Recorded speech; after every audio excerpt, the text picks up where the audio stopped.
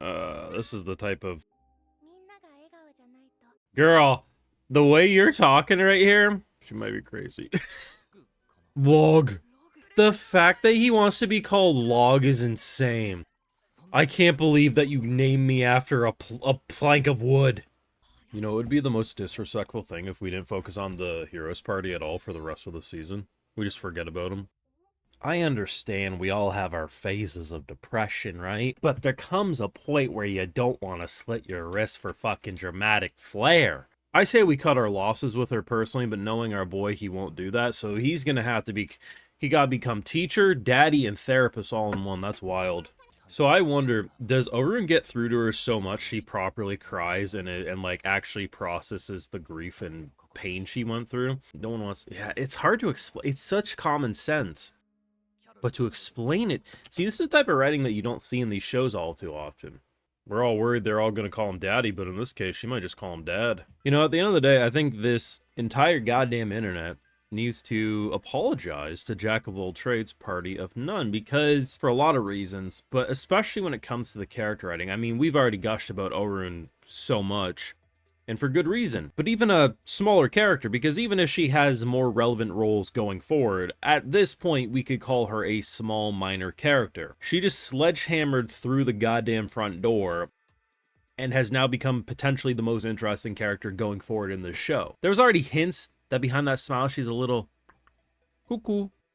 Yeah, but she has a legitimate reason for being that fucking crazy. To learn the fact that she's only been normal for 2 years after being rescued and chained up, and who knows, I mean, someone who can heal damn near instantaneously, the type of torture she was probably put through, I mean, your imagination can probably run wild.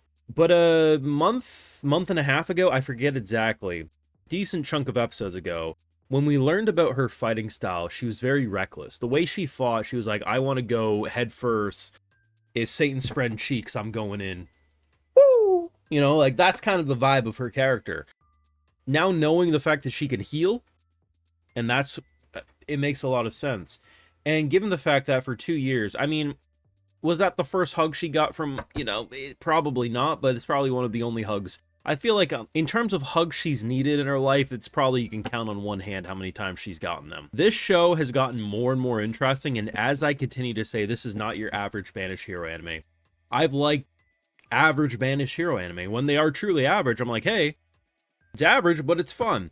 This shit ain't mid, and the people who still are trying to, you know, talk down on this, oh yeah, it's just the slop of the season, I love it. No, this is legitimately great character writing and damn near peak if you were being honest. Final tier list is going to be wild because I'm going to have so many shows in the goddamn peak category, aren't I?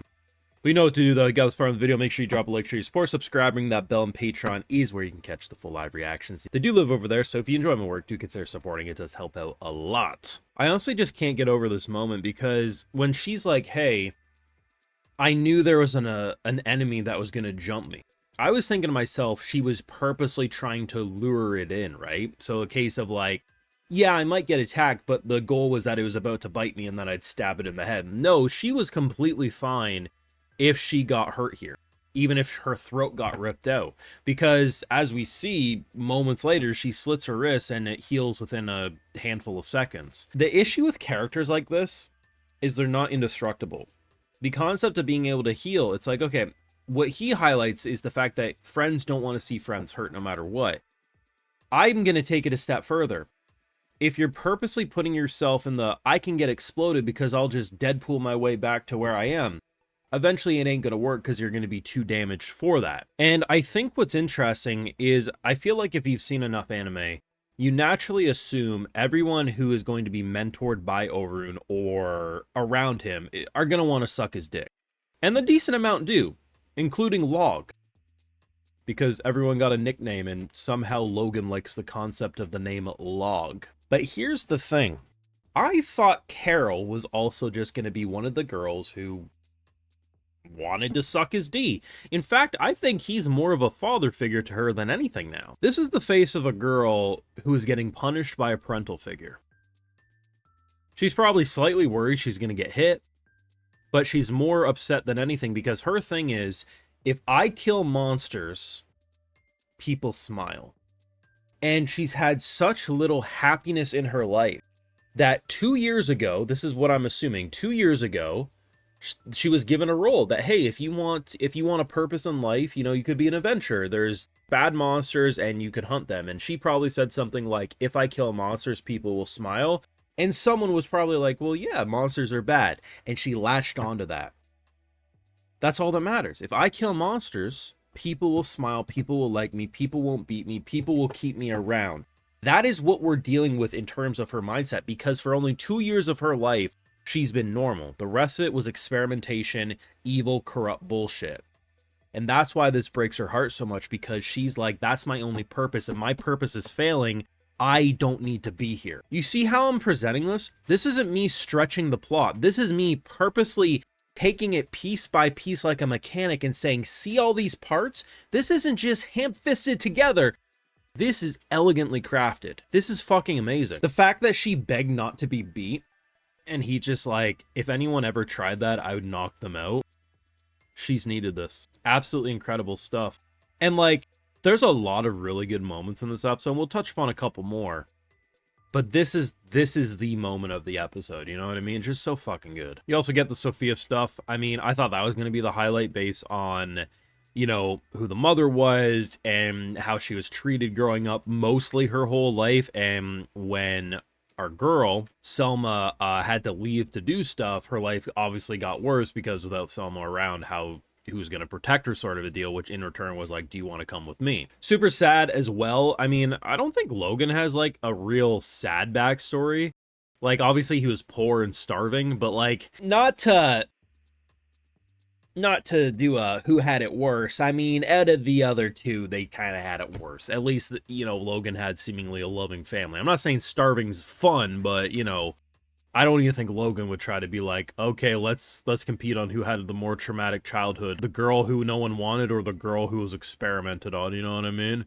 But I did like what they did here. And yeah, to be honest, what they did with Logan was also nice. Because I think, you know, prior to the reveal of what happened with Carol, Logan is probably my most anticipated season 2 character. Because I think he is very unique and not what you expect. And I really want to see where he goes. But after this episode, yeah, Carol's probably more interesting. But Logan stuff was good too. I mean, the concept of like, I'm in it for money.